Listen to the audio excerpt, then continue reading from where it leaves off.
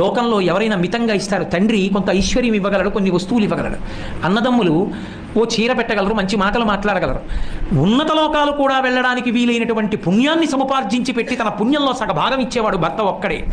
తన కడుపున ధార్మికమైన సంతానం పుట్టి అమ్మా అని పిలిపించుకునే అదృష్టాన్ని కల్పించేవాడు భర్త ఒక్కడే. ఇద్దరూ పెద్దవాళ్ళు అయిన తర్వాత నేనో అదో అని తన గురించి బెంగ పెట్టుకుని ఏర్పాట్లు చేసేవాడు భర్త ఒక్కడే. అందుకే భర్త ఇచ్చినది అమితం, ఎవరిచ్చినా మితం. అటువంటి భర్త ధూర్తుడైనా గౌరవిస్తారమ్మా. ఇంత సుగుణాభిరాముడైన నా భర్తని గౌరవించడం పెద్ద గొప్ప తల్లి అని అడిగింది అనసూయమ్మని సీత. అటువంటి సీతారాములు వయస్సులో చిన్నవాళ్ళైనా రామాయణ దాంపత్యాల్లో సీతారాముల దాంపత్యం లాంటి దాంపత్యం లేదు. ఇద్దరూ పరమధర్మమే.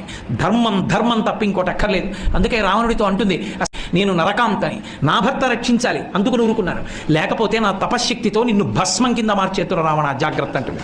అంత ధర్మాన్ని పాటించింది మహాతల్లి. సీతారాములు ఇద్దరు ధర్మం, ఆ ధర్మాన్ని పట్టుకున్నారు కాబట్టే యుగం దాటిపోయిన ఆ రామనామం తారకనామం అయింది. హరునకు విభీషణునకు అద్రిజకు తిరుమ